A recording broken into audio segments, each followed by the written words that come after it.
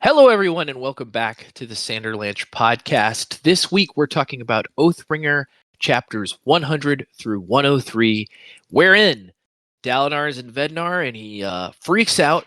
He freaks out big time. Can't blame the guy. Then we switch over to Kaladin and Co., and they're about to arrive in Celebrant, however you say that. And then we get to Celebrant, and some cool stuff happens, some interesting kind of friend city stuff, and then we leave, which is kind of a bummer, because, fused. What are you going to do? And then we go back to Dalinar, who's having a vision or a dream or something, and hopefully things are looking up for him. Anyway, I'm Joe, and with me this week is... Jack? Data. Jamie. That's right, we're all back together again. Hold on to something, everyone. The Sanderlanche is about to begin. Yearnings intertwined, the golden age in ashes once again. Under stirring stars, in the burning shards, kindle fragments of a falling rain. So look to the break of dawn, to the break of dawn. Stronger together. So yeah, we did 4 chapters again this week, and some interesting stuff. I feel like there's we didn't get much of the details on kind of spren politics in the cognitive realm, like I think you guys were hoping, because apparently there's some bigger issues happening in the cognitive realm, which we kind of encountered. But anyway, what did you guys think of these 4 chapters? The stuff in Celebrant was really interesting. Like Joe said, it was over too soon. I'm like, oh, we're already going. Damn, I would like to see more. It wasn't quite as different from stuff from the regular world as I expected, but there was enough there. I'm just like, oh, there's some weird shit going on here. Like the whole thing with Kaladin and the painting that he was staring at was interesting. Yeah, like there was enough there that I'm just like, oh, I want to see more. And then it's like, and we're going. Oh, okay. But I guess, it sort of tracks. Like the fused a combination of spren and person. So okay, yeah, they're here. They're looking like they're trying to keep the people out. There's been mention like things are not right in the cognitive realm, so it tracks that the fuse would be here too. But yeah, that was all really interesting. Dalinar stuff is just depressing. Like, okay, he's freaking out. He's getting drunk again. Cool. All right, we're back to this. Like the vision of Noadon was interesting. I don't quite know what any of it means, but on the whole, like the Dalinar ones just sort of leave me cold. Like I know it's part of character arcs and progressions and stuff like that, but for so long Dalinar has been the reliable one in these books. Just like, we know we can count on him to do the right thing, and now that he's freaking out, it's kind of just like, oh man, we're losing the big good. Yeah, I hadn't thought about it quite that way, but you're right that Dalinar has always been kind of like the rock, the solid person through whatever else is going on. Even when he's not sure of himself, he's like trying to take action. And now it's kind of discouraging. You're right. Yeah, I guess this is the whole thing. It's like you need to look after your own mental health. You can't hold other things together if you can't hold yourself together. Yeah, and he's having some trouble holding himself together. Yeah. He's in a bleak place. And like, I understand why he's in a bleak place. I get it. Story-wise, it makes perfect sense. That doesn't make it any less depressing. Yeah, apparently he's what's the word? Reverting a little bit. Regressing? Regressing, that's the word, thank you. Yep. That I was looking for. Into the person that we never saw all that much of, except now we've had a flashback or two of it. And it's not the best place for Dalinar. No. But there were some interesting notes. It's like he even said like the conversation with the Night Watcher hasn't come back. Why not that one? I'm like, okay, there's something else at work here. However, these memories are coming back. It's being done willfully, and whoever's doing it is deliberately hanging on to that last card until the right moment. So make of that what you will. Yeah, I mean, I guess in my mind it was just they've been coming back gradually this whole book, and he's gotten them a little at a time. So I was just like, oh, I guess that's just we hadn't got to that part yet. But maybe you're right. Maybe there's something more to it. Well, we assumed that the Night Watcher cultivation took him away. Maybe Night Watcher's giving back for a specific purpose. I don't know. Could be. I don't know. We'll save all this for predicaments.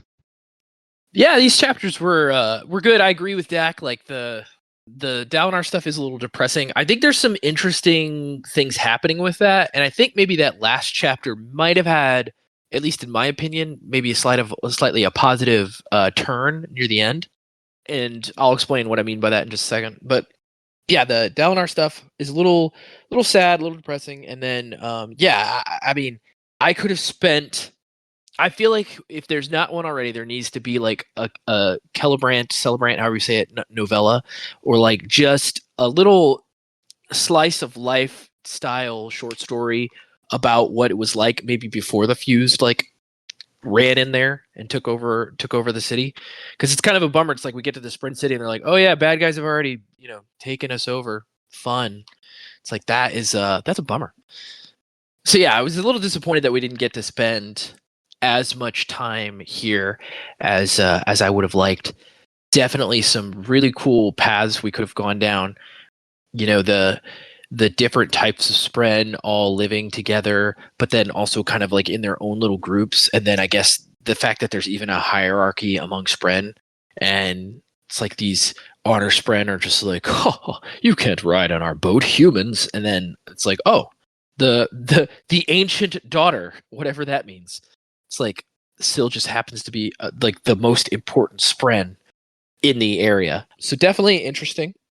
Definitely excited to read more about that kind of stuff, but it seems like we're now leaving the city, so that's a little bit of a bummer. Yeah, I wanted to touch on the Dalinar stuff again. I mean, I kind of feel like Dak's right. There's some kind of like willful purpose going on with the Dalinar stuff, and my thought led to, well, this stuff is kind of ungluing Dalinar, and we know there's a person who wants to do that. It's Taravangian. So could he somehow be behind what's going on with Dalinar? If not, then what is behind it? But it's playing into Taravangian's plan, right? But I will say, I feel like the end of that section with Dalinar talking to Nohadon is a turning point, because I feel like Nohadon's like basically telling him something very important that is going to hopefully bring about a positive change for Dalinar. I feel like it's kind of subtle, and I don't know exactly what the point Nohadon was trying to make, but maybe Dalinar does, and we'll get that information going forward. So, yeah, excited to keep reading good stuff this week. Yeah, see, I'm right there with you. It seems like there must be some message here. Yeah. Otherwise, what the hell are we doing with this last chapter? It's so kind of just really odd. Yeah. And but I don't know what the message is at this point. Yeah, it was weird, kind of like a subtle thing that I felt like it was hinting at, look, if you do this, like this will... I don't know. The message is almost like be the person that you can be or should be or whatever, but I don't know exactly how that plays out in reality. Also, there's just like, I don't know, there's something hopeful in it. Nohadon seems like a guy to bring a certain type of hope, unless it's all a ruse, right? Like maybe this dream/vision was put in his head by an enemy, and if so, then we're falling for a ruse here. But I feel like there's some kind of positive thing coming out of it. Hopefully, yeah. With that I really hope there's some positive thing coming out of it, for sure. Yeah, what a ride for these chapters. There was a lot going on here. Exciting to be getting to this part of the book, hopefully. Dalinar, that was wild, watching him just spiral out of control with the thrill and everything that was happening to him there. It felt very disorienting for me reading what he was going through. So that was wild. No one really wants to go through that, but interesting with what was coming up about the thrill and how it affected the other armies and stuff in the Civil War, and then have it. I almost was like, is it a bit of a panic attack? How much of it is the thrill? How much is it he's worried about the thrill coming back? So yeah, like that was crazy. It'd be interesting to see if that really gets to him again, or just if he's really vulnerable at the moment with all of his memories coming back and having to process a lot of information and really heavy information. So I don't know, we'll see what happens to him there. And then obviously going through this next vision, dream, I don't know.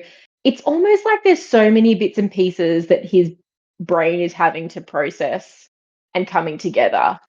Like, it could be a vision that someone's put in his head. It could just be him trying to work out some stuff. You know, you got to see a way through.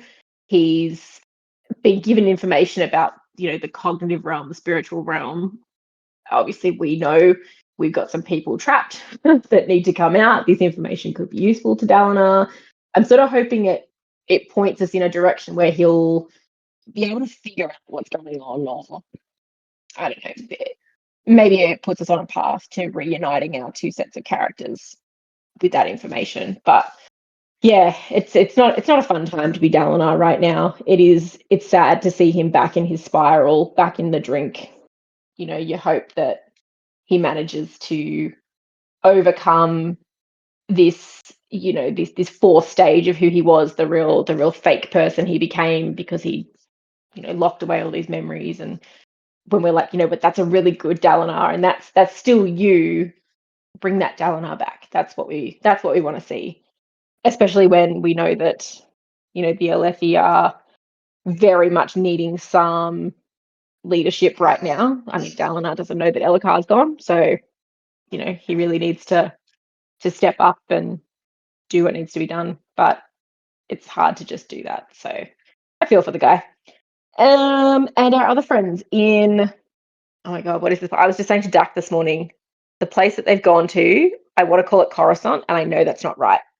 It is called Celebrant. Celebrant. It's a really common word that we use in the English language. Celebrant. Okay. Our friends in Celebrant. Yeah, that was that was fleeting, wasn't it? I wish, like the others, that we got to spend a bit more time there and see what was going on. But on some level, I'm kind of not surprised. You know, they had a pretty bad time to start off with. They've managed to buy a bit of time on the ship. It's chaos, you know, in the real world. It makes sense to be a bit of chaos here too. And not surprised that we went there. I like the taste. I definitely agree with Joe. We should have some sort of novella or something centered here. That would be really cool, because I would like to see more about this place. But there's a lot more questions that have been raised. What the hell is going on with Syl? Who is Syl? Yes, she's an honest friend, but she seems to be a lot more significant than we've been led to believe, I guess. This painting, I'm really intrigued by the painting that Kaladin was so captivated by. I kind of wish he had opportunity to buy the painting, because it sounds really cool and would like to learn more about that. Yeah, I guess it's just disappointing we didn't get to see more of what was going on there. I did love how fashion conscious Adolin was in these particular sets of chapters. You know, having a private space to go and alter his look was priorities in the moment. Bit of fun, but yeah, it was good. I do like seeing all these characters interact, and I thought it was interesting that Syl was like, maybe I should go with Shallan, and it's like, whoa, I'm so used to you and Kaladin just being together, and like you two are together and inseparable.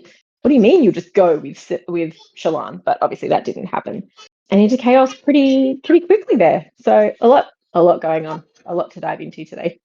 Yeah, I like that you mentioned the painting, because we're going to talk about that more when we get there. Just throw that out for a second as we go by. But it is an interesting painting for sure.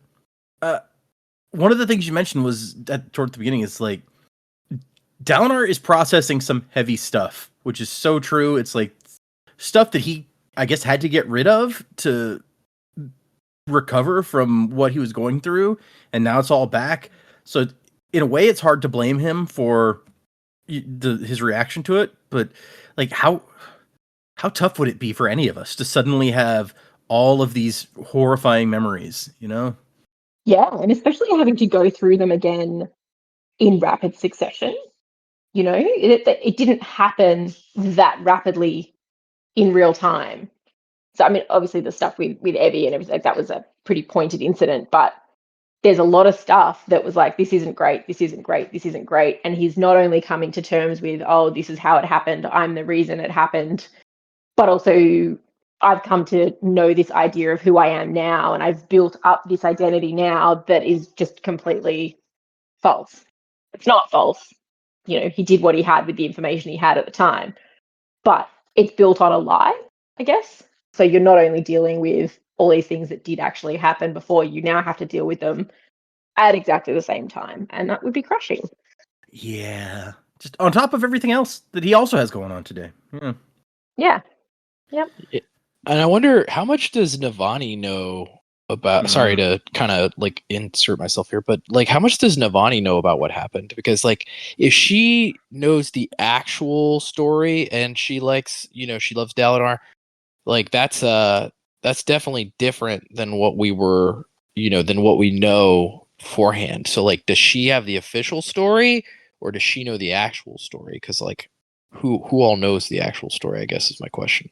Well, and not only that, but it's like, you remember Dalinar, there was what actually happened, which not many people, I don't even think even Sadeas knew the truth about that. It was just a few of his elites or whatever. Then there was what the scribes thought happened. They're like, oh, she must have been betraying us and she went to them and they killed her. And then Dalinar was like, no, we'll say that she was assassinated. So there's what really happened. There's the official story that she was assassinated. And then there's the fake secret that some people know and think that they're like in the know about. So yeah, which one of those could Navani know? Yeah. And not only that, but it's like, if she doesn't know, and we talked about last time, like it didn't seem like Dalinar had told her that he got these memories back. So if she doesn't know anything about what actually happened, like how do you tell your new wife that what you've just learned about what happened to your first wife? Like that's an awkward fucking conversation to have. Oh, also, one thing you pointed out, Jamie, you were like, could this be like the pathway to reuniting our characters? And I was curious, how do you see that happening if that was the case?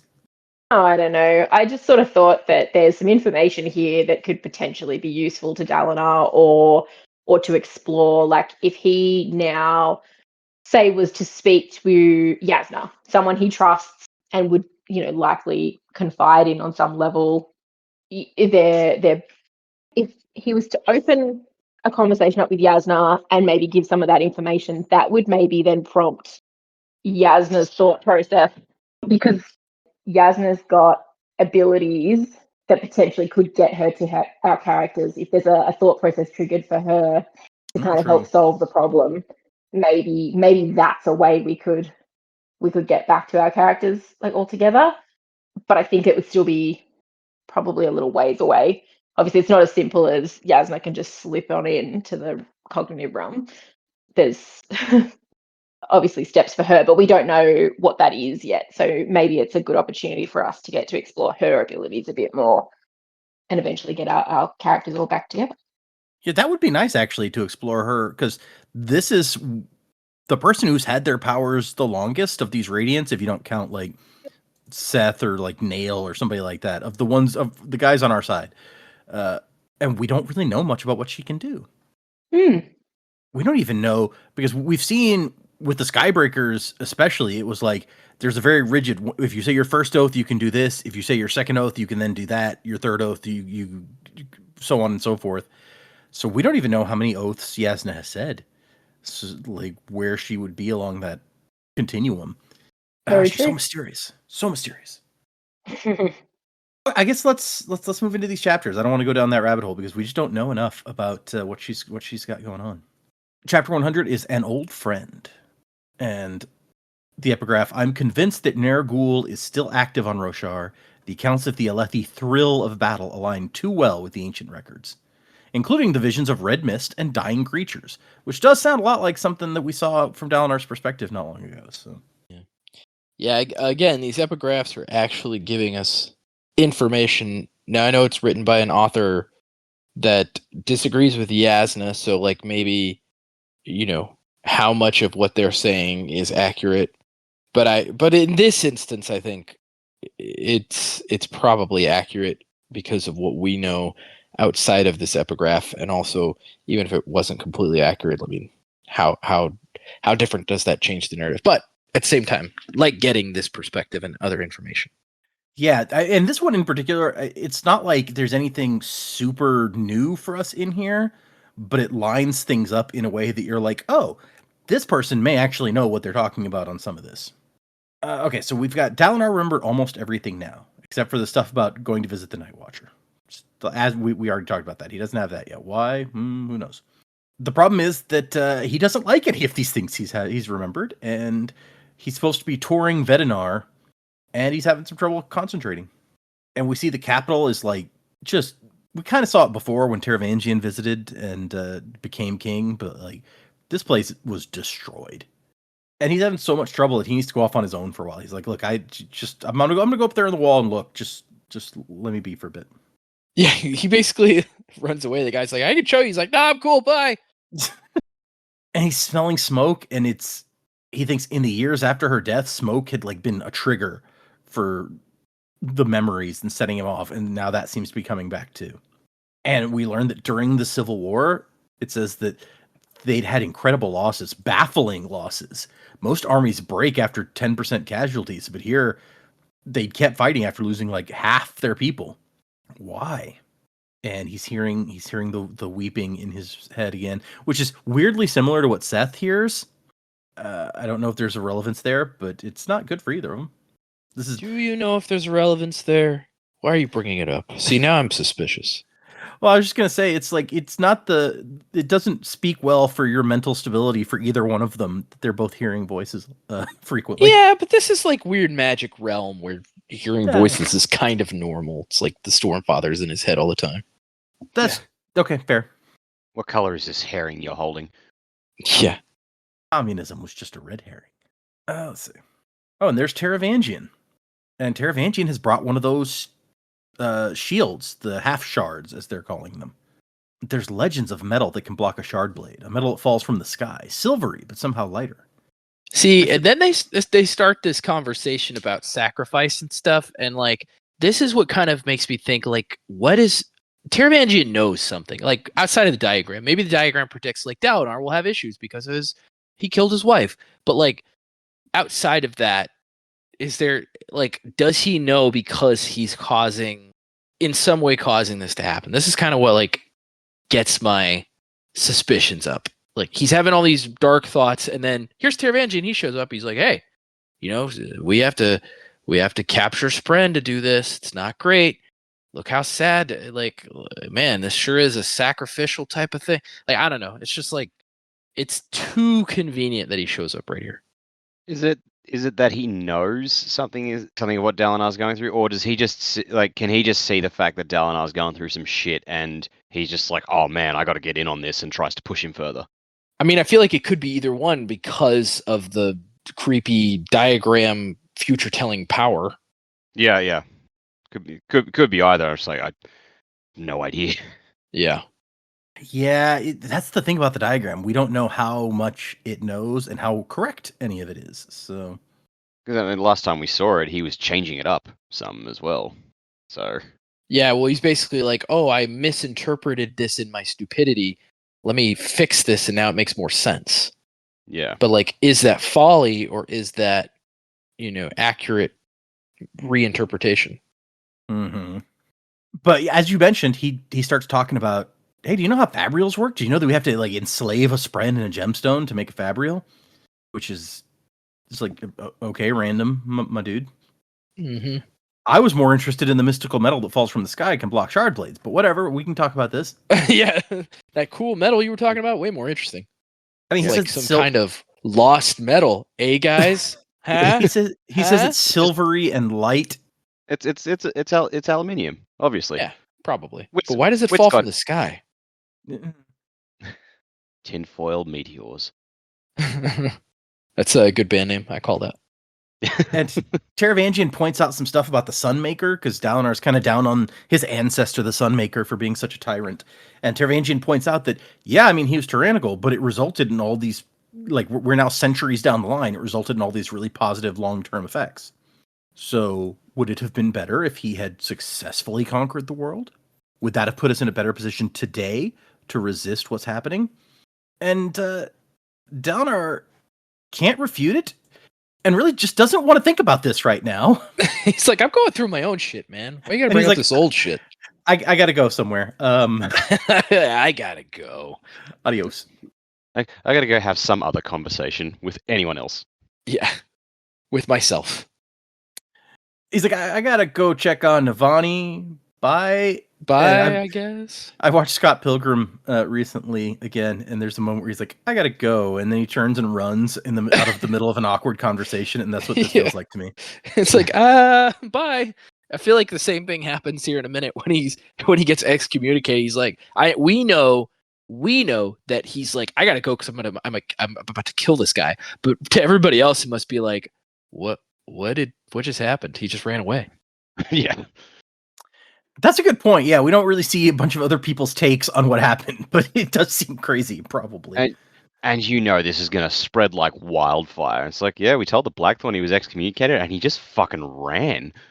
Yeah, he headed for the hills very quickly. But yeah, we're not. We'll get there in a second, I guess, because that's coming up. But he meets an elderly veteran, and it's like, oh hey, I fought your army at Slick Rock. Wasn't that some great battling? And they like reminisce. These two old, like they've never met each other before, but they were on opposite sides of the same battle, and now years later we're on the same side, and so it's like a pleasant memory, which seems crazy to me, but whatever. Got to be the first person to have a pleasant memory of facing the Blackthorn's army. Yeah, I feel like it's one of those things. It's like that you read about with, opposing forces. It's like an honor among warriors. It's like, yeah, remember that, man? We sure had like a battle that was worthy of it, of the name. Like it was such an honorable fight. It's kind of one of those things. Is the sense that I get. Yeah.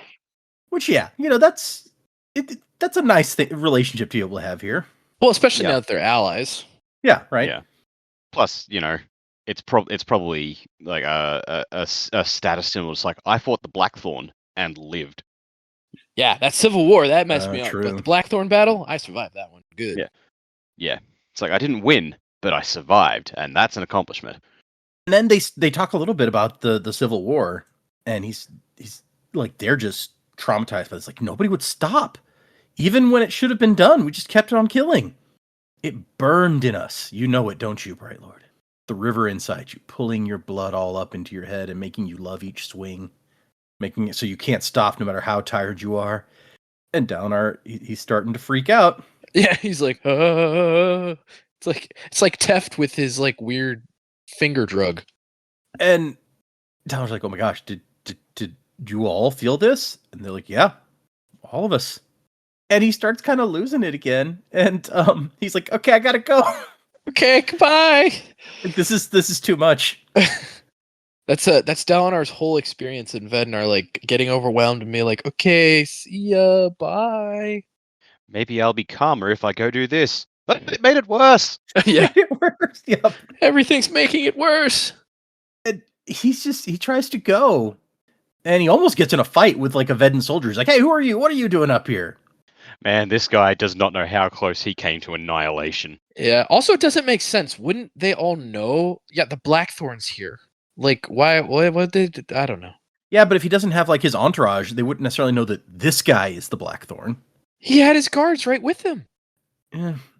But yeah, it's he's like, I gotta go. I'm gonna kill this guy if I don't leave right now. And then Rial, that guard that has been hanging around with him for a while, he's like, hey, I know you said, I know I'm not supposed to carry this, but it looks like you might need it. And he pulls out his canteen, which has some alcohol in it. Which also makes it worse. He's like, no, not that. I've started calling this guy in my head Bad Smell, because that's what he's hanging around like. I can see that. Yeah. Yeah. I still help. I still enjoy this fellow. He annoys me, and here he is, just like, hey, like it was fairly widely known that Dalinar was a drunkard. He's finally off the wagon, and here's this guy's like, you want some of that sweet juice? Nah, fuck off, man. Okay, that's fair. I don't know if the Alethi see like being on the wagon or whatever as the same in the same way that we do. Yeah, But, okay, that's fair. That might be a modern Earth person projecting onto a culture that doesn't have the same values, but the guy still annoys me. Fair, And so he's like, oh my gosh, I'm gonna become like that guy again, that guy that I used to be, or am I gonna become the drunkard? Like, is there no choice? Do I have to be the murderer or the guy who's like just drunk all the time and incapable of doing anything? And he's hearing things in his head, and he screams, "Leave me alone!" And then he hears like, "Give me your pain," which that's disturbing. Yes, like give me your pain. It sounds like Hellraiser, like Pinhead. He's just like fucking. What's that? What's that one line? It's like, "No tears, please. It's a waste of good suffering." It's a good one. I've never actually seen any of those Okay. movies. They're just okay. So this rang a bell for me. Like, who was? What were they saying? What was the thing saying to Shallan back in Kolinar? It's like, give me your something. Oh, hold on. Give me your I passion. meant to. Passion. That's right. And your 'cause hunger. it's, It says both. It's the emotion guy. The emotion I Yeah. made. I forgot about. Like, I forgot to go back and check. But yeah, okay. So this is another. Like, we know the unmade are odium's dudes, but it sounds like this one's like whichever one is the give me a thing. Unless maybe they all individually do that one. Like it's the each of the 10 are just like give me your something. Yeah, I don't know. So there's something else at work here beyond just like Nergal's just making you feel the thrill, kill people, do it. Come on, poke him with a stick. You know you want to. It's so easy. And so he starts to try to leave. He's like, I gotta get out of here. And he goes towards the Oath Gate, but then there's somebody there who, like, Navani's like, I'm sorry, Dalinar, I tried to get rid of him, but he insists. And Dalinar's like, what are you talking about? And it's one of the curates, like the leaders of the Veden, or of the, what's it called? The church. Vorin. Yeah, Vorin. it's a Vorin. The Enclave. Yeah, so it's one of the leaders of the church. Yeah. He's like, we are the Spanish Inquisition. And the guy just yells out his name, and Donald's like, yeah, that's me. You want to go and let's go somewhere private to talk. And the guy just yells louder. It's like, we cannot tolerate your insistence that the Almighty is not God. You are hereby proclaimed excommunicate and anathema. Yeah. So this is like why I said Spanish Inquisition, because the Dalinar's like, yeah, let's go talk in private. He's like, no, everyone must know. But is also the opposite of the Spanish Inquisition, because when Dalinar's protesting, he's like, you should have expected this. You knew this. Yeah, it's like everyone expected this. That's a fair point. Yeah, okay. Instead of no one expecting us, everyone should have. Everyone expects the Vorin Inquisition. Good one. Classic line. That's a shirt right there. Yep.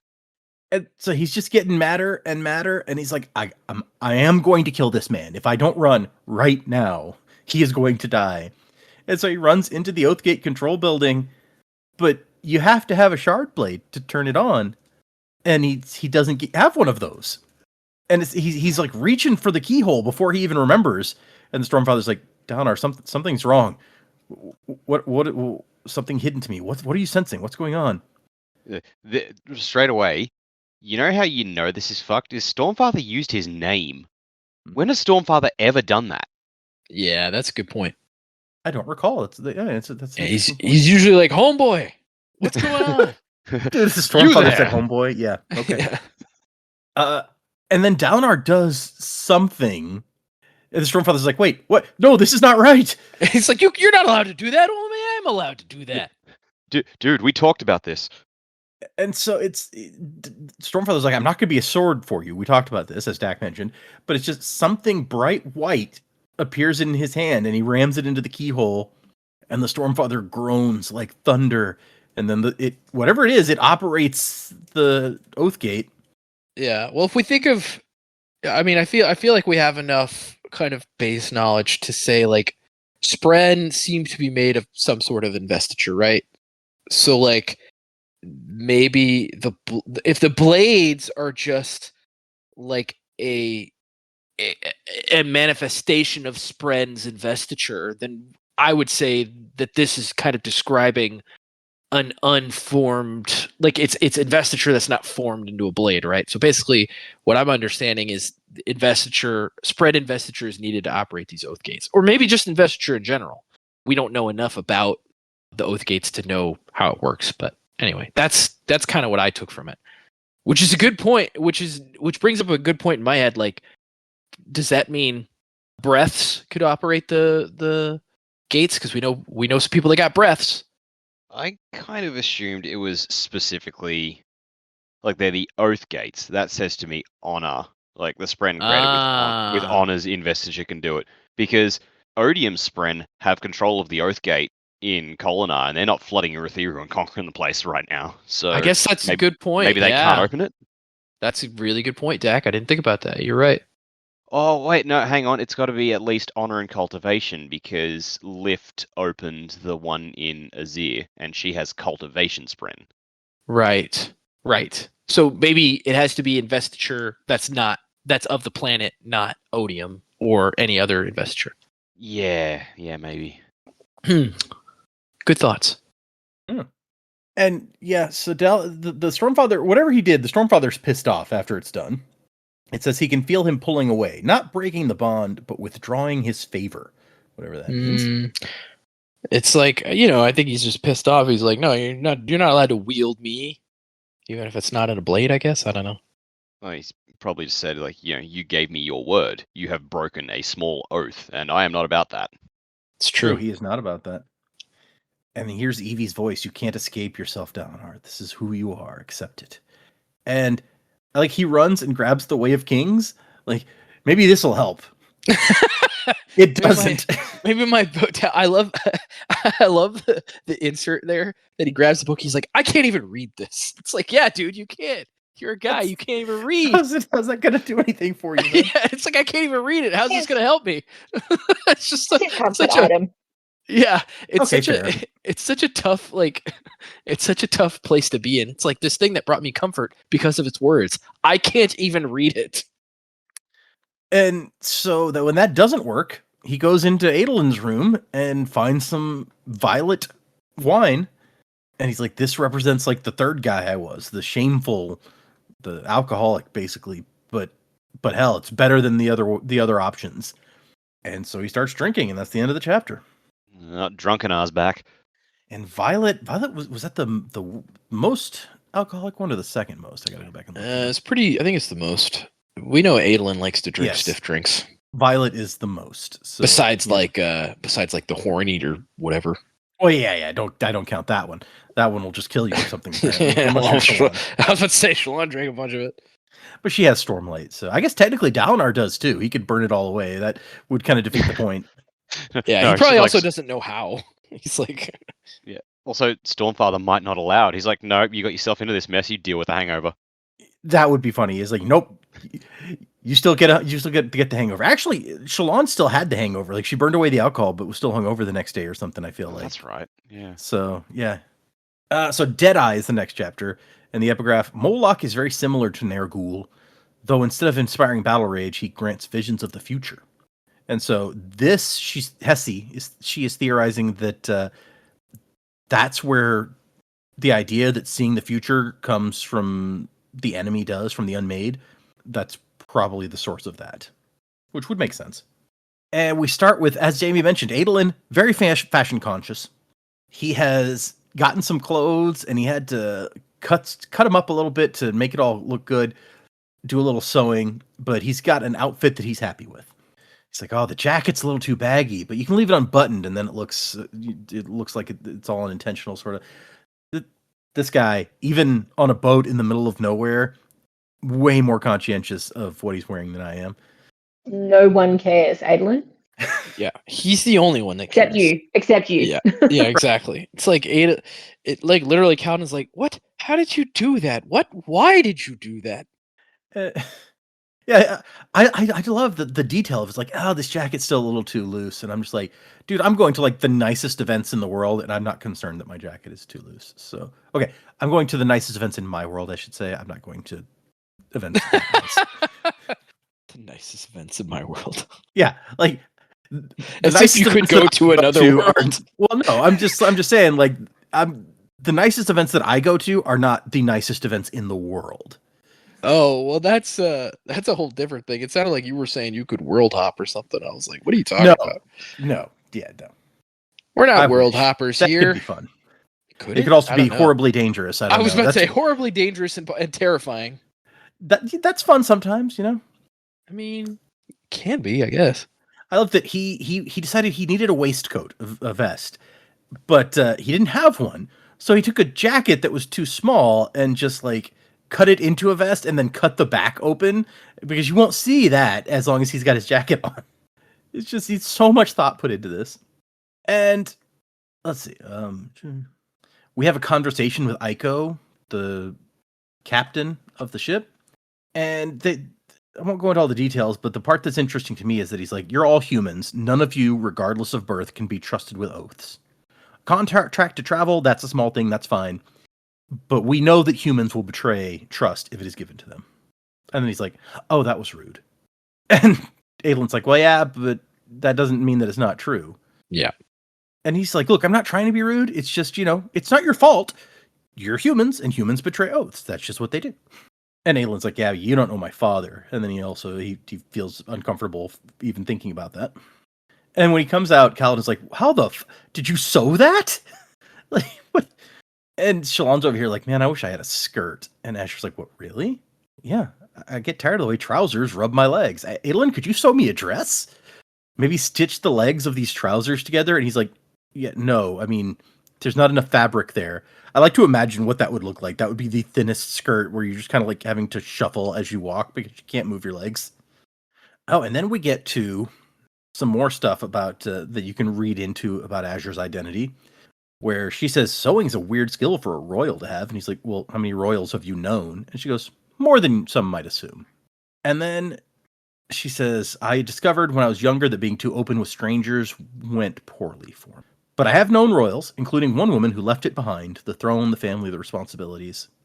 And this is just like, from a Lethe perspective, this is crazy. Like, you abandoned your duty? What? And she's like, yeah, the throne was better served by someone who enjoyed sitting on it. And he's like, duty's not about what you enjoy. What? You're not even speaking English right now. What are you trying to say? You can't abandon your responsibilities just because you feel like it. And then he's like, I'm sorry. My father and uncle have rubbed off on me some. And she's like, maybe you're right. And maybe there's some part of me that knows it, because I always find myself in situations like Kolinar where I get too involved and then I abandon everyone. But of all things that I have walked away from, the one I don't regret is allowing someone else to rule. Sometimes the best way to do your duty is to let someone else who's more capable try carrying it. And he's still just like, I don't, this makes no sense to me, but whatever. So I think that is another tick in the could this be Vivenna column, where it's like, she was royalty and she walked away from that. Yeah, agreed.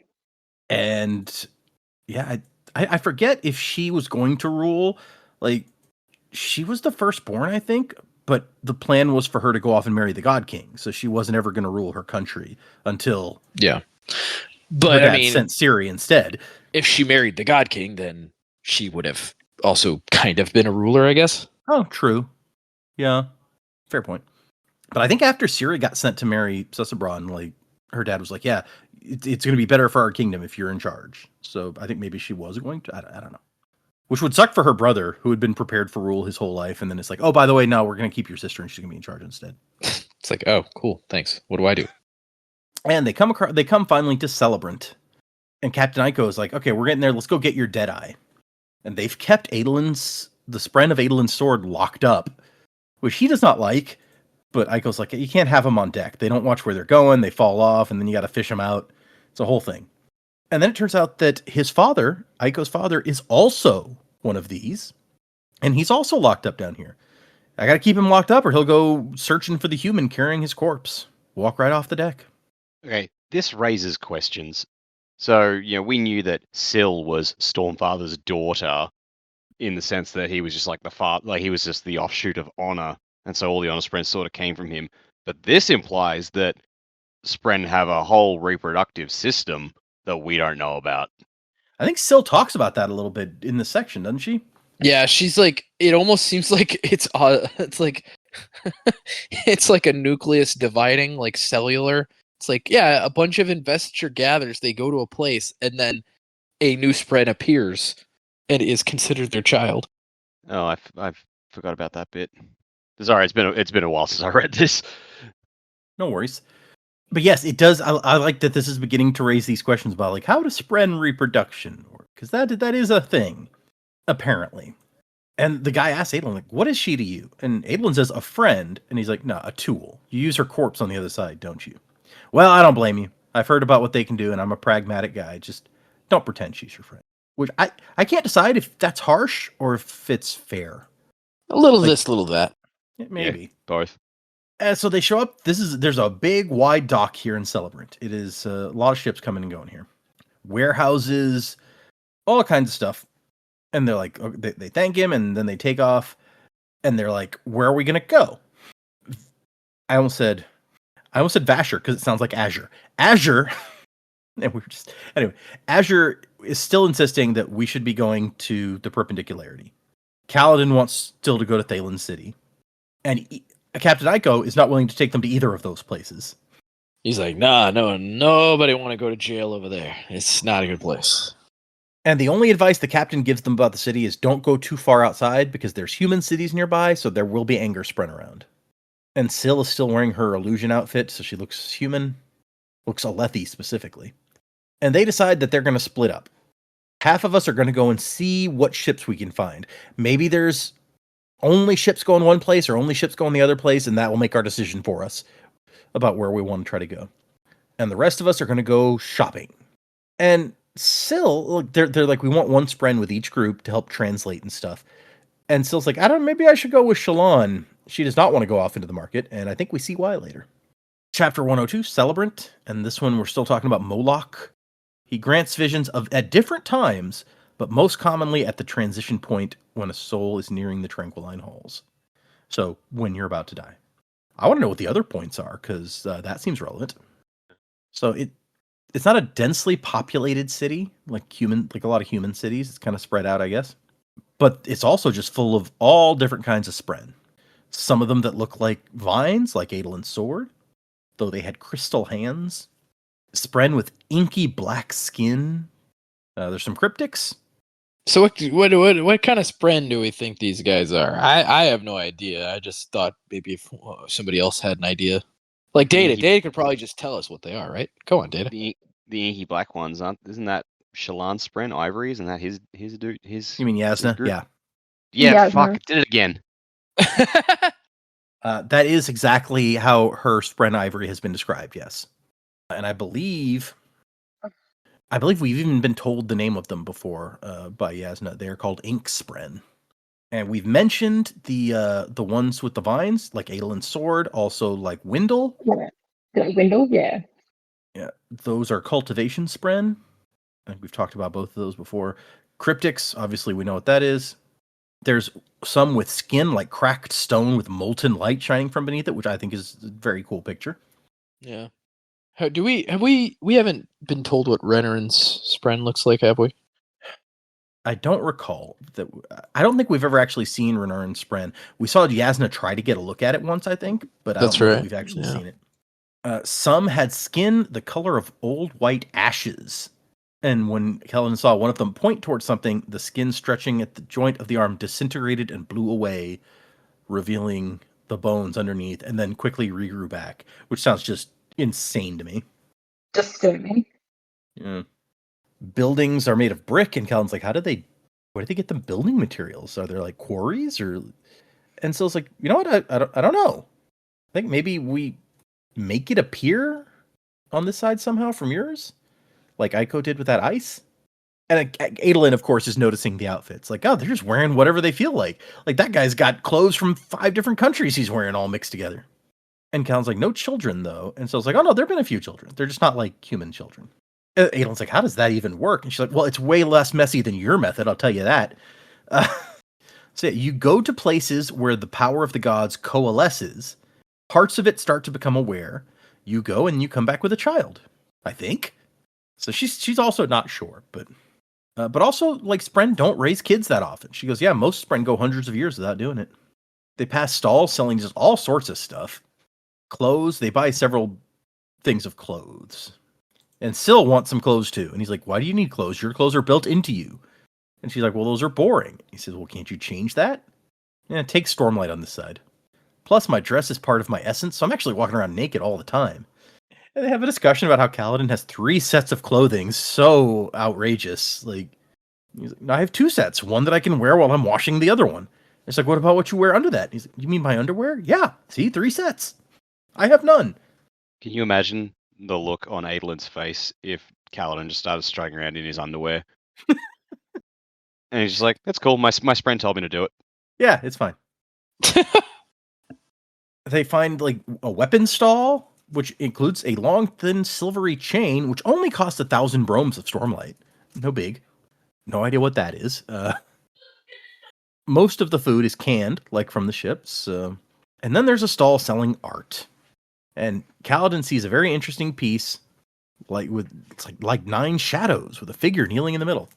And we cut away from that for a minute, so we'll be back to that shortly. Ships do not want to go to Cultivation's Perpendicularity. They all say that Void Spren in warships are demanding tribute from anyone who approaches. She says she'd rather trade with Honor Spren than take another trip to the Perpendicularity. I think this is an insult? Ha ha ha. And there's several varieties of Void Spren, which is new information for us, I feel like, but we've seen a couple of them at least. Also, there's like maybe fused men with shells that can fly. I don't know. Like, Pattern is not the most helpful, quite honestly, in this situation. Overall, Pattern's super helpful. What are you talking about? He's given them plenty of information. He's just like, oh, there you go. He's just very blasé about it. Okay, fair. Apparently, things have been changing a lot here. Void Spren showing up near Marat or Tukar on your side. They've sailed up and seized the Perpendicularity. Don't skip over this place called the Nexus of Imagination. What the fuck is that? That's like, a fair is imagination question, like another shard who's just kind of like, I don't have a perpendicularity here, but I got an outpost? Could be. Yeah, I just like to hang out, you know? Who doesn't, really? His avatar is like SpongeBob, just like imagination. I was going for like the South Park Imagination Land. The dude in the balloon just sings imagination over and over again, and they all hate him. I don't think I've seen that one. Have you not? No.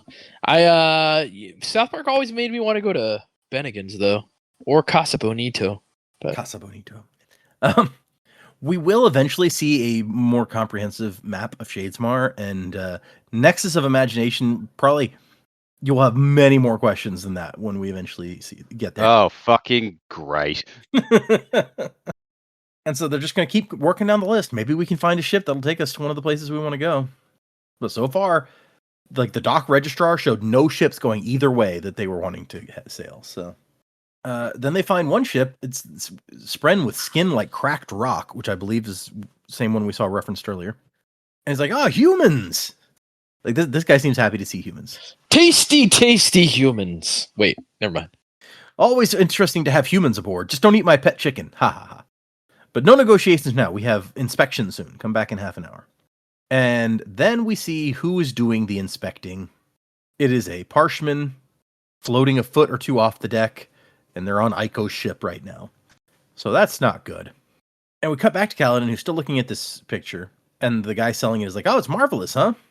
Or the woman selling it, sorry. A unique piece, human, from the far off court of gods, a painting intended only for a divinity to see. Exceptionally rare that one escapes being burned at court. So is this also from Warbreaker Planet? Yeah, from the Court of the Gods in Warbreaker. We saw they have lots of art that the gods look at all the time. Like, I had forgotten that completely. And we also know from Warbreaker that, as she says here, most of them get destroyed after the god has viewed them. We saw the one that Nightblood really liked that was all red, and it was called the Battle of Twilight Falls. That one, he was like, hey, put that in my personal collection. Like, that one survived, but most of the art gets destroyed after he looks at it. You said Nightblood. Did you mean... Light Song, sorry. Yeah, I was like, wait, the sword was like, put this in my personal collection? You can't even see it. The hidden depths of Nightblood, he's actually really into art. Hey, he could be.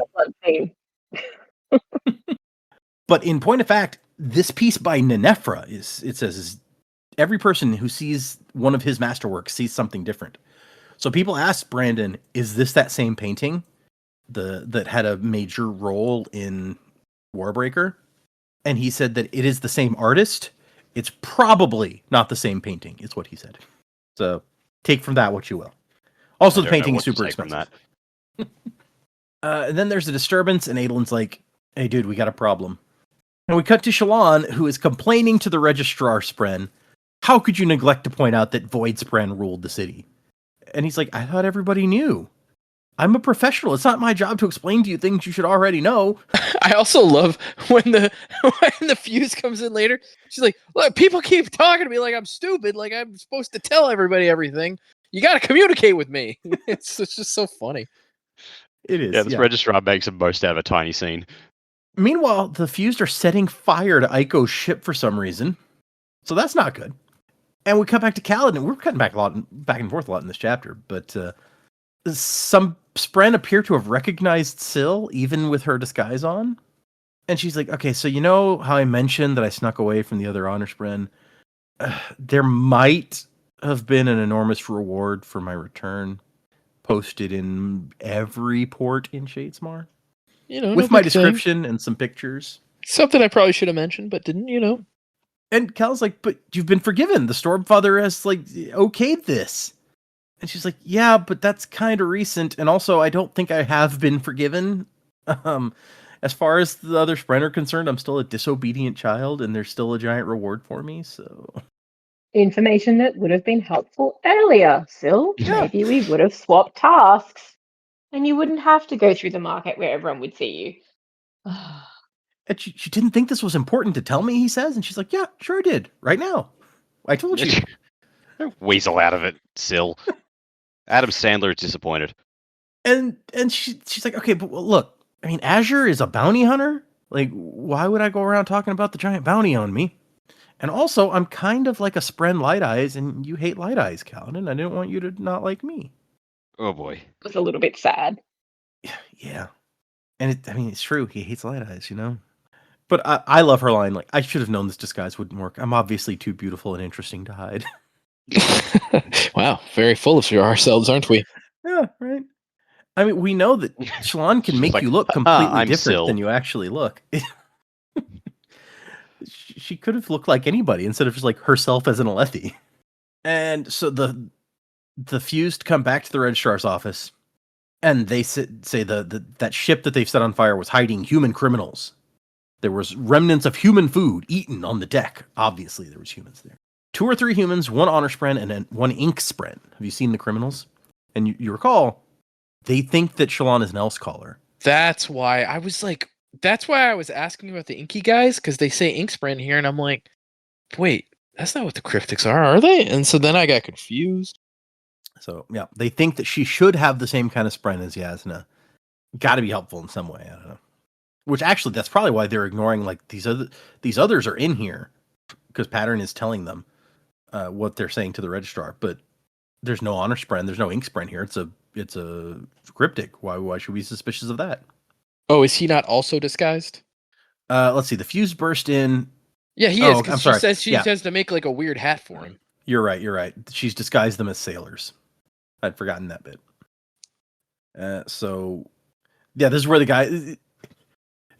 The Spren tells them, like, yeah, there were humans and stuff. They went to the market for supplies and asked me what ships were heading for the perpendicularity. And it's like, you hid this from us? Why does everyone assume I just tell them things? I need questions. Yeah, it was a like, great moment. And also, to be fair, like, did the Void Spren say, like, you must report any humans you see? Or, like, did they just expect that they would do that? Because it seems like humans in the past have gone through this city and garnered passage other places. So it's like, what were the expectations? This poor registrar is just like a low-ranking member at a company that has been bought out by another company, and the new bosses have not made their positions clear. And he's like, "I didn't know that was the rule. Why would you tell me that?" Also, like, what? You just expect me to know? What the hell's wrong with you? Yeah. And then they fire my the job guy. before. Poor dude. It's like, put out the fire, and then you are going to be replaced immediately. And then they leave, and the Spren behind the desk looks at the others. It's like, wait, you're a Radiant? The old oaths are spoken again? And Shallan's like, yeah. It's like, oh, glorious day. We've waited so long for the honor of men to return. Go on, get on the ship. I'll stall them. I mean, he's just been fired, so, you know, what does he care? Yeah. He's like, fuck these guys. Yeah, it's like, fuck these guys. You guys get out of here. I'll stall. Being a registrar was my life. Fuck yeah. I was trying to feed my spread family. I don't know what they eat, but yep. And I don't know guess where I'm going with this. I'm trying to remember if they mentioned what kind of spren this guy was. I think he was one of the vine spren. So Yeah, the cultivation. cultivation spren. So maybe he's going to go off and create a new edge dancer. Ooh, sweet. Lift could have a buddy. Yeah. Or a mortal enemy. It's like, we Yeah. are not the same. Yeah. Windle and this guy are trying to get along, and like Lift just keeps beating up the other one. It's like, would you stop? Lift's like, I can climb my spread, haha. They're like, yeah, you can. That's weird. I love that they split up into two teams in town, and both of them got into completely different trouble within like 5 minutes. And Guys, I've thought about this, and we're not good at being in Shadesmar. We need to get the fuck out. Yeah, I've considered this deeply, and we gotta GTFO. And then as Kaladin's party tries to head back to the docks, they see another ship, all in white and gold, and Still's like, "Oh no, we have to hide." And Kaladin's like, "Is it honor spren?" Yep. Pull your hat back on, and let's go down this alley. Also, we kind of skipped over. It's like she's running around in like a poncho and a floppy hat. Is the floppy hat a sombrero? Because if so, what is going on? Shalon made a Mexican outfit. That would be amazing. No, Shalon God. didn't make it. They bought it. They bought it. You're right. They bought this clothing for her. You're right. I'm sorry. I'd forgotten. Yeah. That's even better. It's just it's the poncho and the sombrero. Yeah. It's like this suit ain't cheap. You ought to know. You bought it. If she manifests in the real world, does the outfit come with her? Is like Rock gonna look up and see like her in a poncho and sombrero and she's go, "Ooh, how was Tijuana, mighty one?" Yeah. In my mind, it was like a big sun hat. You know, like one of those really wide floppy brim hats. It just says poncho and floppy hat. You never know. Yeah, you're right. Oh man. And the groups kind of just run into each other coincidentally, but it's convenient. There's only one ship that would even agree to take us anywhere, and it's the one that's sailing away at full speed. It's really disappointing because I really wanted to see him again. He sounded fun. Right? He sounded like a nice He guy. was so promising. Yeah. He kind of reminded me of Rock a little bit in his like just like cheerful kind of way about him. But yep, he's gone. And then it's like, the Fused are going to be trouble, like for us to get anywhere. And Cal's like, maybe I could fight him. Just one of them I could probably take. And Sean's like, yeah, but then you'd use up all our Stormlight. That's our money, man. Why do you got to bring logic into this, Shalon? I wanted to fight. Still, though, has an idea. No one is listening to her. She tries to tell them her idea. But she says it's a great bad idea. To be fair, Sill's idea is usually not great. Yeah. She's not a planner. Is that what you're trying to say? Everything she tells Kaladin, we like even as readers, we're like, that's not a good idea. It's like, oh yeah, just hit on Shalon. She's just engaged. No big deal. It's like, Sill, that's not cool. You're just upset because she's trying to help Kaladin steal Adelin's girlfriend. Yeah. Fiance. Well, not even. Yeah, I was about to say not girlfriend. That's the whole point. It's betrothed. Also, a lot of her ideas are not great. Some of them like have merit, like in the like her. I guess what I'm trying to say is like her intention is good, right? Make Kaladin happy, get Kaladin to say the oaths, but like her actual plans to get there, you're just like, what? No. Yeah. So they won't listen to her, so she just takes off. And she goes towards that honor spren ship, and she's like, hey, look over here. And when they look down, it's like, Sylphrina, the ancient daughter? That's me. You better catch me before I scamper away. Wow, I'm feeling capricious today. Might just vanish off. so stupid. But it works. The gangway drops, and they come out and grab her. And everybody else also goes onto the boat. Save my friends and Azure. And then the ship leaves, and they're safe. They didn't get to stay in town long because they screwed every bit of that up. But we saw the marketplace. The honor spren, apparently, it says we end the chapter with like the honor spren just didn't pay much attention to them. They took their harpoons and their gemstones with light in them, but other than that, they're just like, whatever. Now what? Yeah, right. So yeah, I assume they've chivied Adelin's sword spren onto the boat. I would hope so. It's like, hey, do you feel like we forgot something? And they look back at the dock and see her standing there, and Adelin's like, oh shit! My sword! Sorry, in the physical realm, I wonder what impact that would have. Like if he was too far away from his sword spren, Oh, Does that affect his ability to produce a Celebrant? that's an interesting question. We know Hmm. from Aiko on the ship, he said he has to keep his dap locked up, otherwise he would wander off and try to find the guy who's wielding him on the other side. So that makes it sound like you don't have to be in the same vicinity. Mm. But I guess, yeah, that's a good question. Like, what effect might it have, if any? Maybe it's like Thor trying to summon his hammer from like a really long far away, and so he's just standing there with his hand outstretched, and it's like, doesn't normally take this long. Yeah. Maybe it's like maybe that's why the 10 seconds is a thing, because the spren's like far doesn't necessarily always hang around the person. And Oh, so it has to like Ooh. travel. I like that. interesting. Yeah, that's an interesting idea for sure. Hypocrite, we got our epigraph. Many cultures speak of the so-called death rattles. Tradition ascribes them to the Almighty, but I find too many to be seemingly prophetic. And Hessie says that she thinks this is proof that Moloch persists into the current day. And it's actually easy to see, if you look at where they pop up, the effect is regionalized and tends to move around. This is how the Unmade roving around Roshar. So, I mean, if you can show that, like with a timeline and a map and stuff, that would seem to be pretty indicative. I mean, that's what Taravantian was doing in Words of Radiance. When we see him in Vedna, he was like having his people track Moloch and Thrill Guy as well, Thrill House. Thrill House. That's Millhouse's Nergul. band. I love it. I love it. Okay. So we Hey cut back Bart, welcome to Thrill House. I can't do a Millhouse voice. No, that wasn't terrible. Hey Bart, all I done is enter my name, Thrill House. I like that. That was good, Dak. That was pretty good, yeah. I forgot that. Just random mention while we're on that subject. In the last episode of the other show we did, Mike tried to do an Australian accent, and he was like, "I'm gonna tell Dak he has to listen to this episode just for that." Oh, he didn't get a chance. Tim messaged me before Mike had a chance, and Mike was like, "Damn it, man!" Oh, that's amazing. Okay. It Watch wasn't out, great. radioactive man. Watch out, radioactive man. The goggles, they do nothing. Classic. So Dalinar wakes up, and he doesn't know where he is.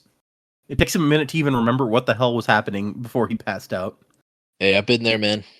He's remembering it's been 3 days since he came back from Vednar. It's been He 1 saw- week since you looked at me. Sorry. A haze of frustration, sorrow, agony, and drink. A great deal of drink. And he's like, wait, I've seen this room in one of my visions. Stormfather, why have you sent me a vision? We agreed they were too dangerous. That was after Odium showed up in the last one we visited. And he's like, hey, this is where I met Noadon that one time.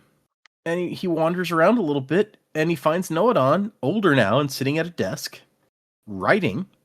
And Donald's like, oh my god, I'm seeing the Way of Kings be written. And Noadon's like, no, this is a shopping list. I'm cooking Shin loaf bread today.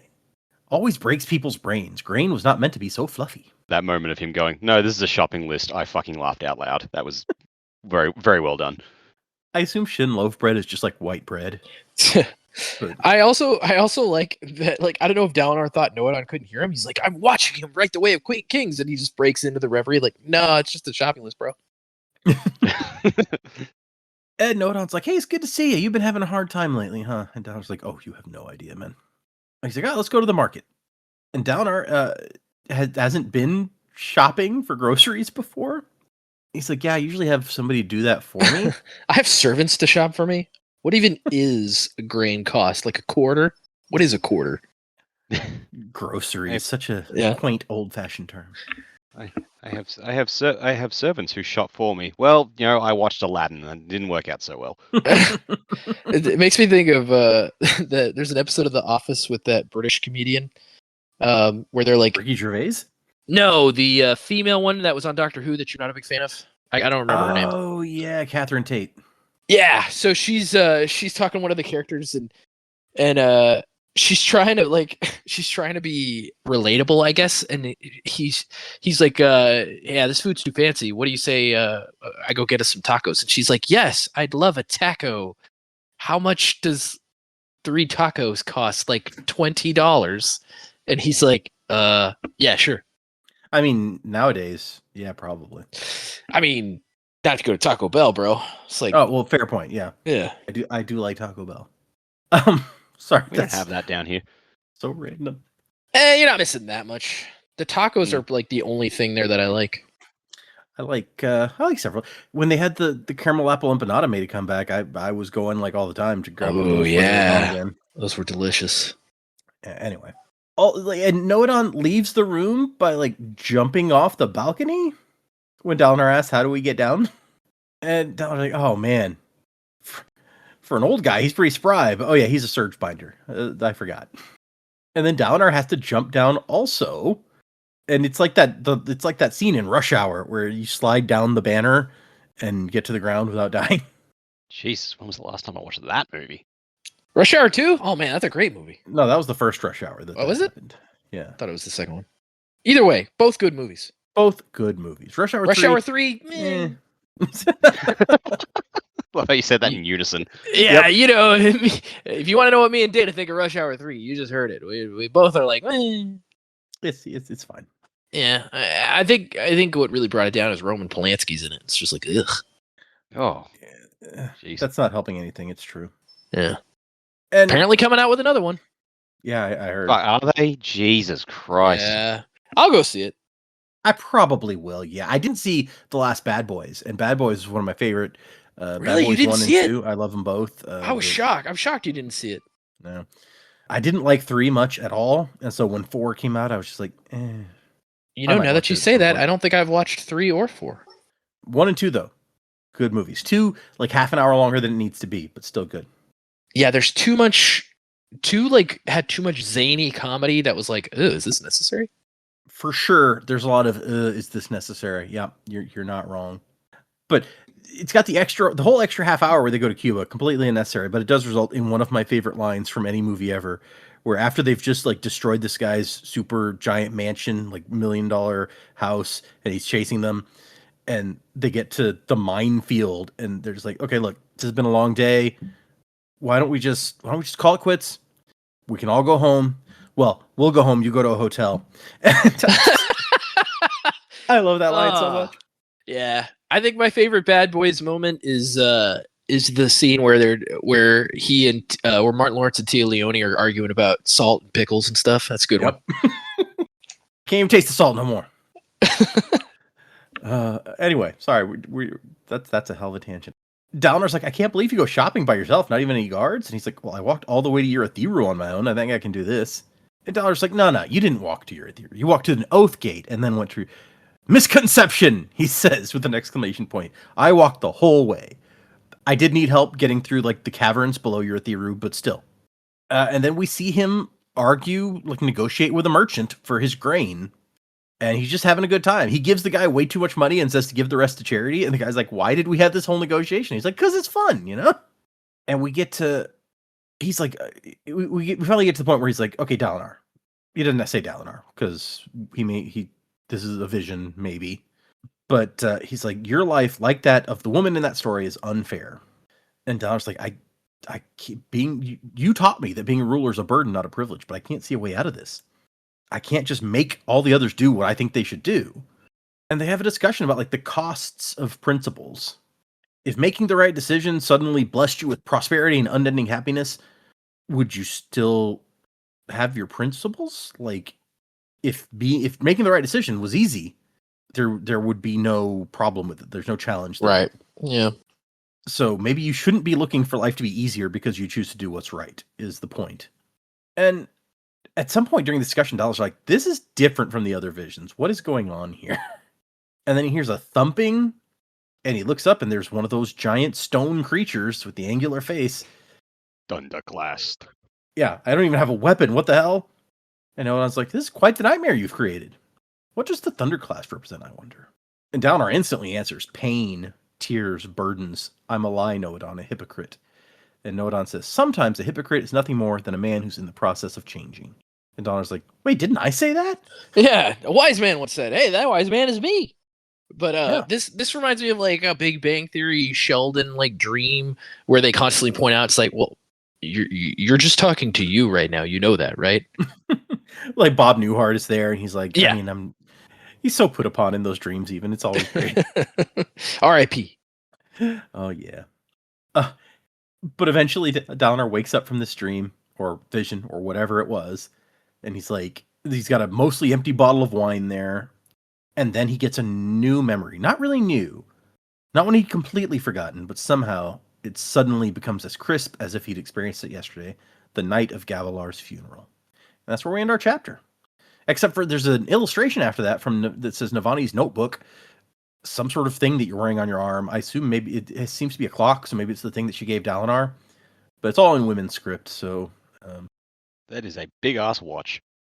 It is so big, right? Anyway, move into predicaments. We got some interesting information here. A couple of pretty important things happened that we then spent a lot of time dealing with. But what do you guys think? Where are we going? What's going to happen next? We've got our one crew of people now with the honor spren heading who knows where, and then Dalinar is not in a good place. He spent 3 days drunk apparently already. So, yeah, where do we go from here? How many chapters? Oh, right. Sorry, we're doing 4 more chapters for next time, 104 through 107, and the titles are 104 is called Strength, 105 is called Spirit, Mind, and Body, 106 is called Law is Light. And 107 is called The First Step. I don't know. Yeah, I'm not sure what those chapter titles mean. Law is light. I mean, that could be Syl talking about oaths, but it could also be Stormfather. Like the first step might be a Dalinar thing of the first step of doing better. I don't know. Confusing. So my prediction, I sort of made reference at the start. I think Cultivation's hand might be at work on these memories that Dalinar's getting back. He's getting them back in a specific order at specific times. I feel like Cultivation is... her hands are tied on what she can do to combat odium. So, kind of like how Preservation set up a long game involving Vin, and then Ruin thought he was setting up the long game, but he got out long gamed by Preservation. Maybe Cultivation's doing the same thing with Dalinar. Like, she's set him up to get his memories back at certain times. Like Kaladin, the picture Kaladin saw, he seems convinced that the Unmade are converging on Dalinar as a result of that painting. So maybe at the crucial moment when the 9 Unmade are preparing to, fuck Kaladin up on behalf of Odium's champion, not fuck Dalinar up on behalf of Odium's champion. Maybe that's when Cultivation reveals like the last couple of memories, and that will give Dalinar the resolve to fight back, or the ability to fight. I don't know, something like that. Kind of nebulous. I'm not really sure. This is just the threads of it, but that's the idea that I had. Okay, that could definitely prove interesting. I kind of there's something to work with there, and I don't want to go too deep into it actually, but I like this idea. Okay, I don't know what to make of your response there. Yeah, it's like his response is like you're kind of onto something, but I can't say because I don't want to give something away. It almost seems like. So, Dak, you may have made the best predicament of the book so far. All right. I don't have a baseball bat, but I got a drumstick here. I'll knock something out into the park. Yay! Yeah, where are we going?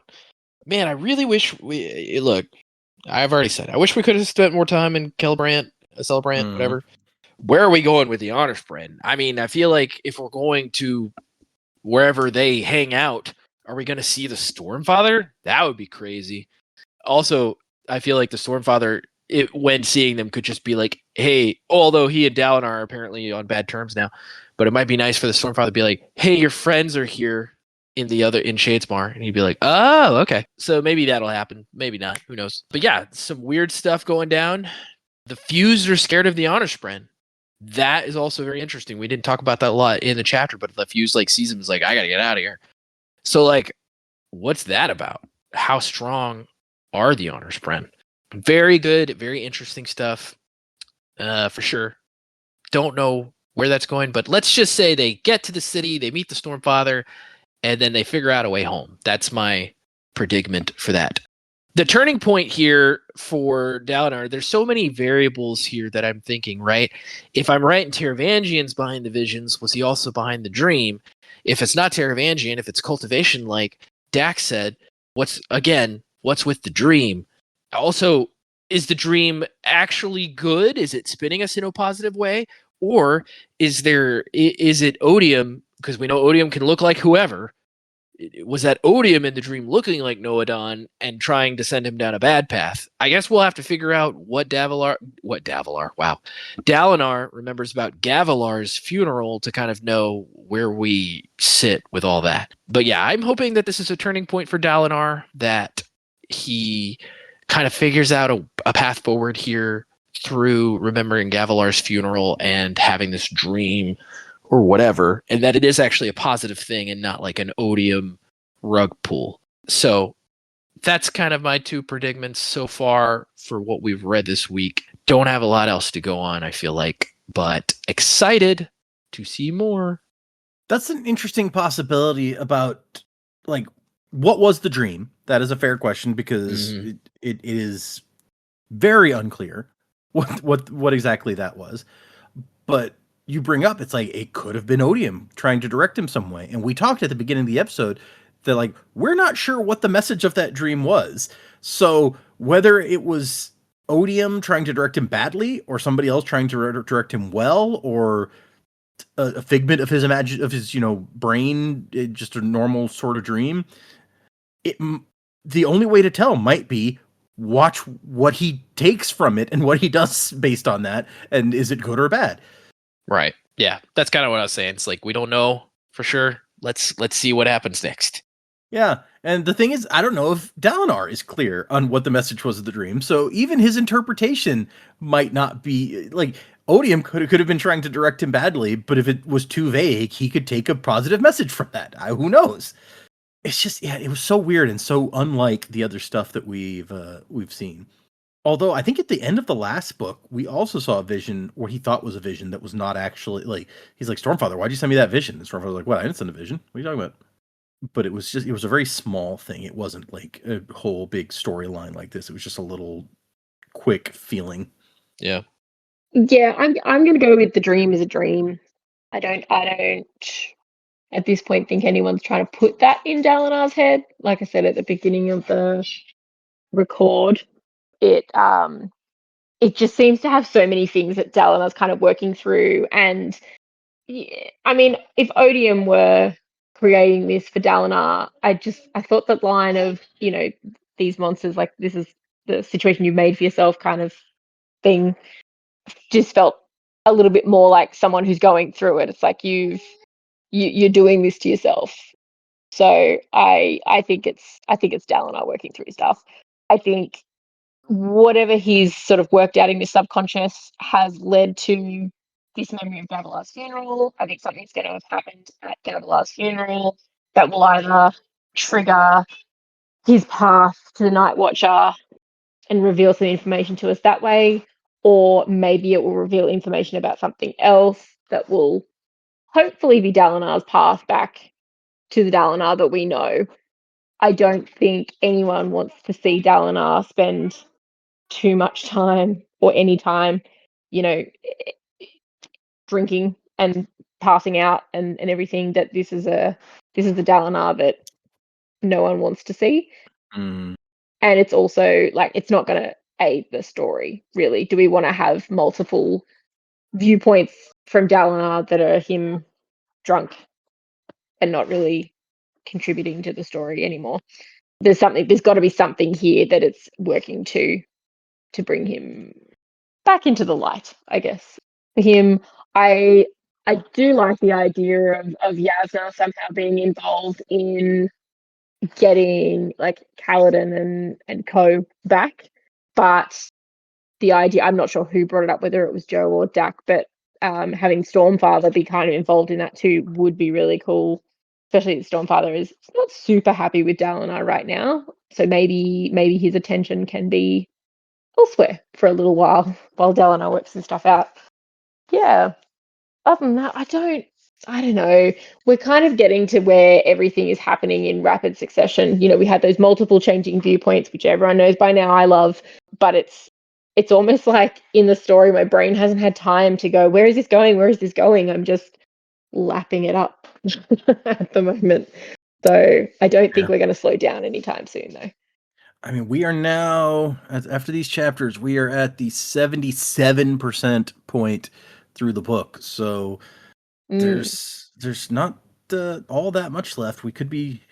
I don't know if it feels like we're approaching anything like a Sanderlanche. You're right that we're rapidly changing in that one, but it doesn't feel like we could be approaching the climax of the book when, like you pointed out last week, I think we're not sure what the climax, what we're even building towards at this point. So exactly.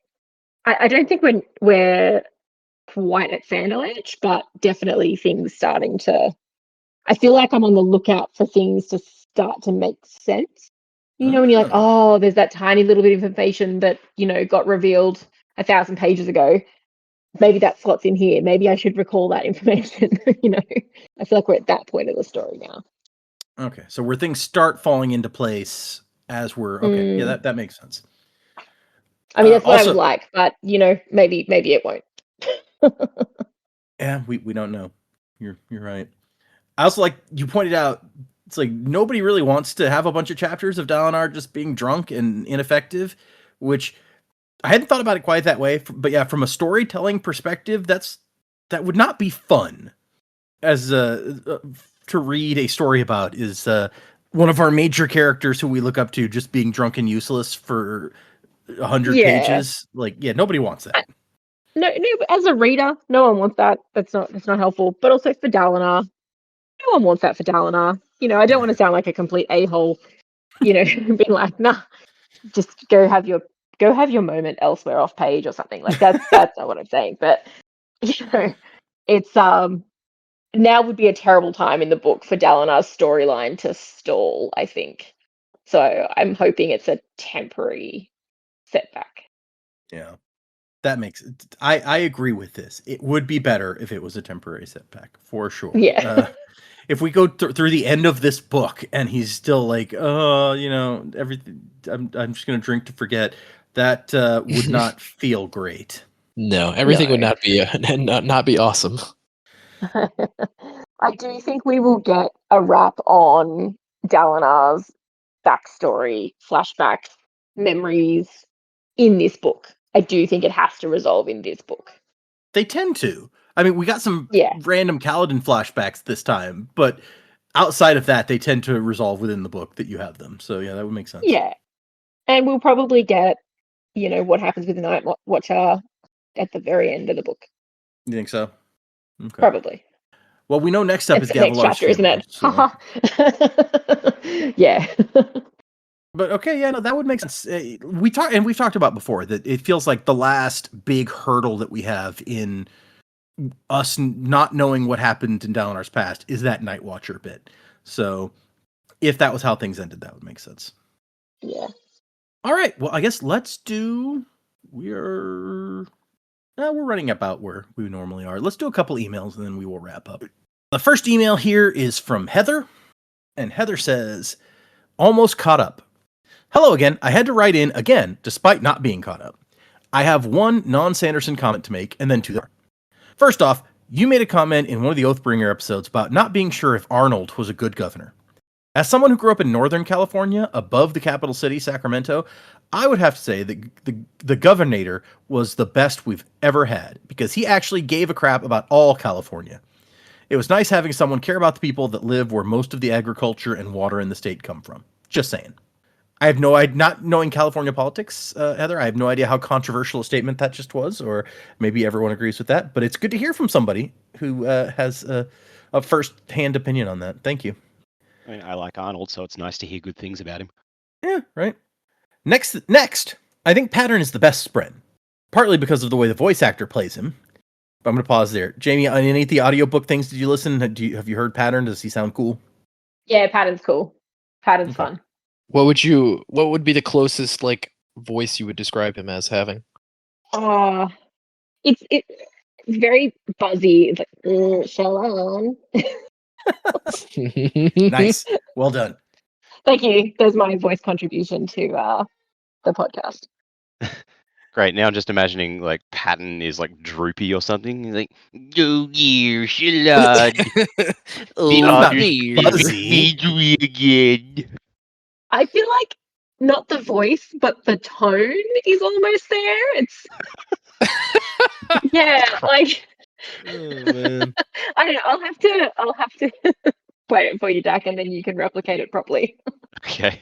You trying to think dear, if- no meeting. I'm trying to think of who I've heard, like a cartoon voice or something that had a buzzy sound to it. And I'm like, was there a bee that maybe I could think of? But I really can't.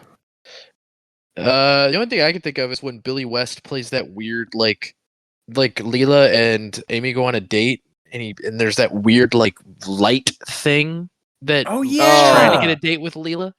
And Bender's using his gaydar on it. Yep. That is exactly. Oh my gosh. Okay, now I'm gonna have to go and watch that episode. It's been a while. Can you do the voice and I can tell you if it's close? Oh Oof. man, like No, that's like a Billy West like voice manipulation thing that I'm not capable of. no, that's okay. one of those ones like because he goes really high pitched, and they all thought, "Wow, is he using technology to alter this?" And it's like, no, that was actually just his voice going that high, and everyone's like, "What the fuck?" Yeah. Yeah. Yeah. Okay. I gotta go try to find which episode this was now. It wasn't the one where they're butterflies. I don't know why that comes up when I I think Google. it's first season. I think it's the one Yeah, it's like an early where Is that Brannigan season? I think it's first season. I think it's the one where Leela meets the Cyclops guy that's pretending to be her Yeah, race or whatever. yeah, that makes sense. No, the That might be the- second the- season, but the main line I remember from that is like, they're talking about, oh, what's a good place to meet people? And like Hermes says something, Bender goes, a saucy puppet show, and Zoidberg goes, a rotting carcass of a whale? oh Zoidberg. Okay, I'm gonna find this. We're gonna have to pause for a second because I am going to find this. Oh, it was.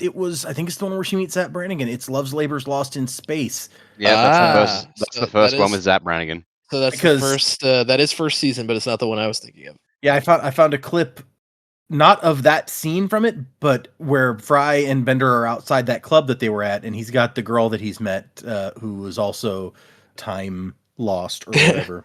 It's like or you meet a guy with two guys, or meet a nice guy with two guys and poke one out. That's a great classic line. Oh man. Okay. I'm not gonna go too deep into this. I wanted to Yeah. find the clip of You that guys date, know. but we have stuff we have to do. Look, if you're a listener and you've been with us for a while, you know by now we're big Futurama fans. Oh yeah.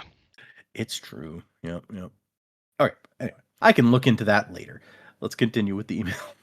I keep clicking the tab that just says a saucy puppet show. That's not where the email is. Click the Saucy Puppet Show tab. I listened to the audiobook and burst up laughing while putting away laundry because she made him sound very emphatic and scolding, like a period piece governess, when he declared no mating.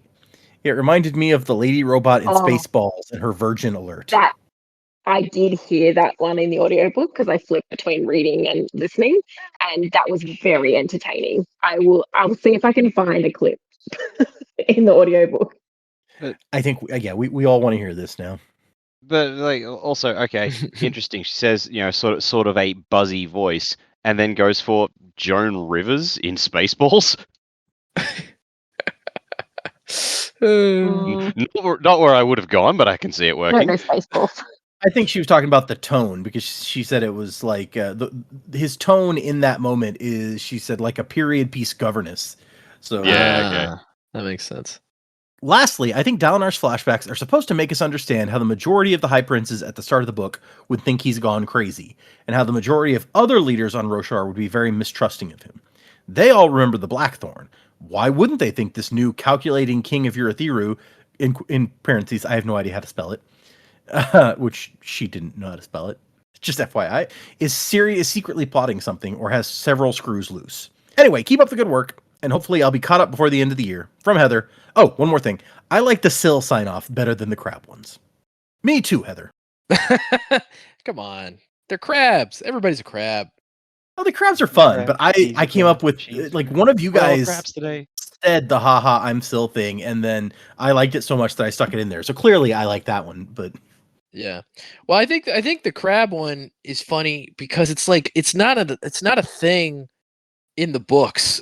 Like it's something that we're picking up on as being like, this whole place is full of crabs.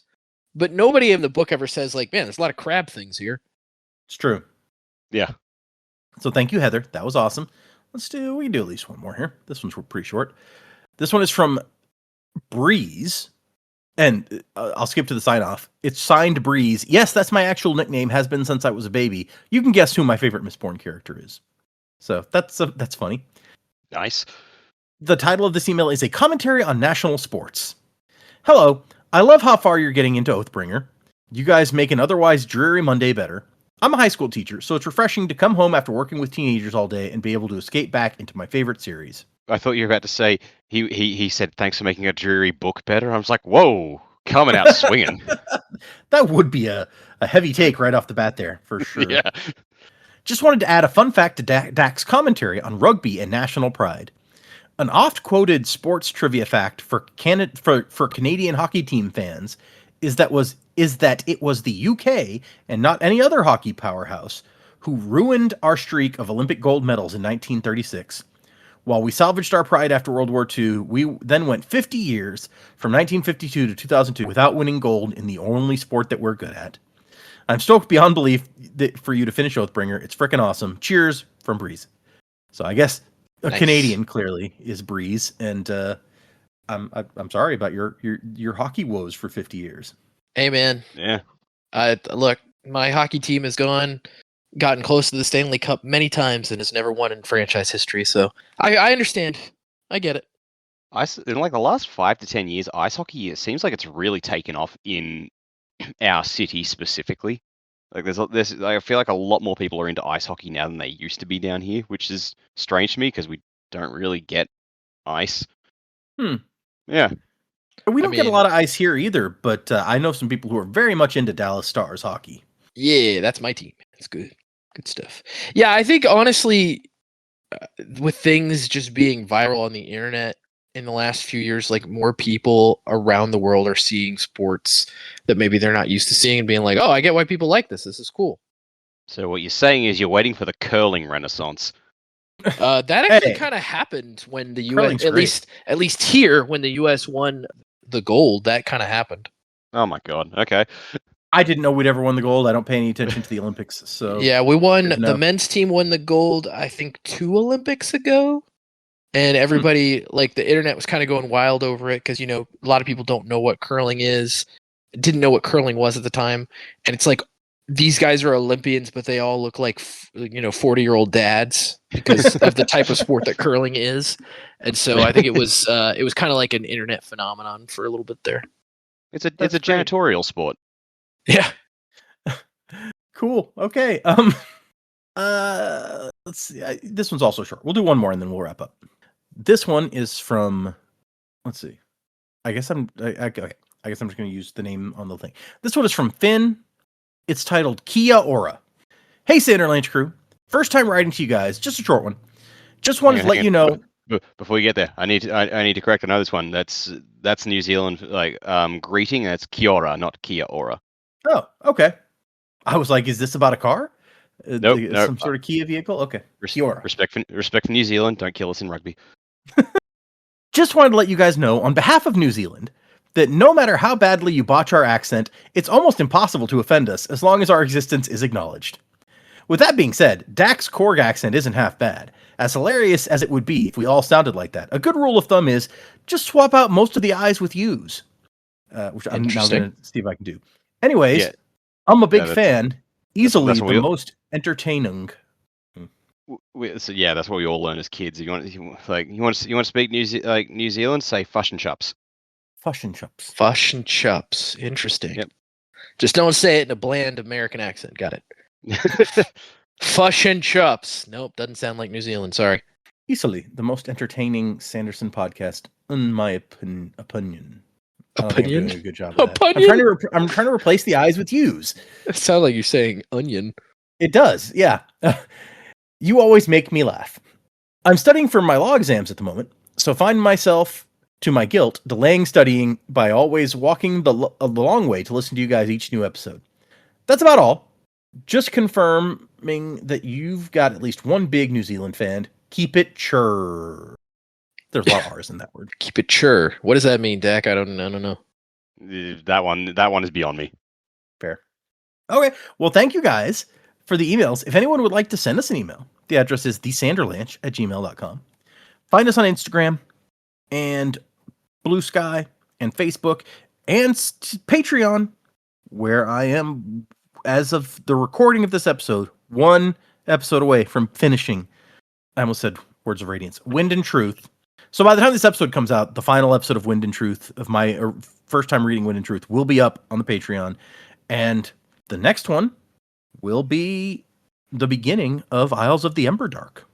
So I'm excited to get into that. I feel like I hit some firsthand stuff. You guys were talking last week about how it's kind of tricky to make predictions in Stormlight. There's just so much. And in my editing, as I'm approaching, especially the end of that book of Stormlight, I'm just like, I feel like there's less that I'm reacting to.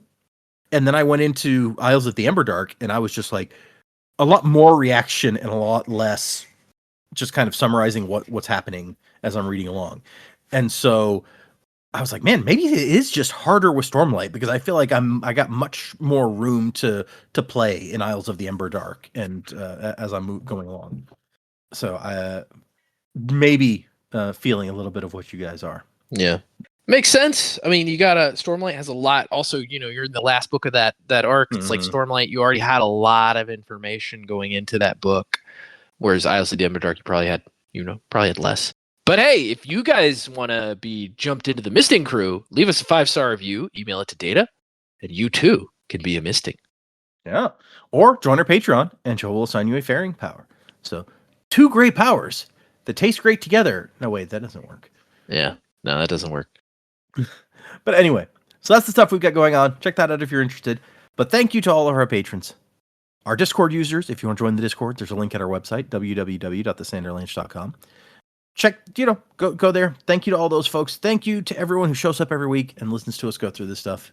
It is so much fun for me. And hopefully for the other people on the show. Remember, we're doing 4 more chapters for next time, 104 through 107. So if you're reading along, those are the chapters to read. We are approaching, we're almost to the last 20% of the book, but we've got 1, 2, 3, 4, 5, 6, 7, 8 episodes left after this one.